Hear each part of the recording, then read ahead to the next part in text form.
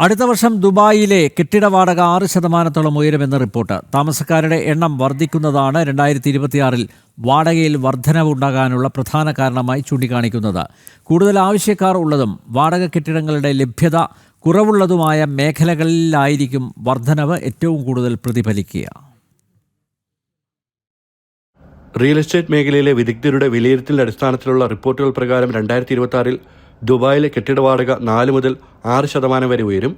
ജനപ്രിയ മേഖലകളിലെ താമസക്കാരെയായിരിക്കും ഇത് ഏറ്റവും കൂടുതൽ ബാധിക്കുക. Down town Dubai, palm Jumeirah, Dubai Marina തുടങ്ങിയ പ്രധാന പ്രദേശങ്ങളിൽ ഉയർന്ന വാടക നൽകേണ്ടി വരും. സ്കൂളുകൾ, ബിസിനസ് മേഖലകൾ, വേഗത്തിൽ പൊതുഗതാഗത സംവിധാനം ലഭ്യമാകുന്ന ഇടങ്ങൾ എന്നിവിടങ്ങളിലും വാടകയിൽ വർധനമുണ്ടാകും.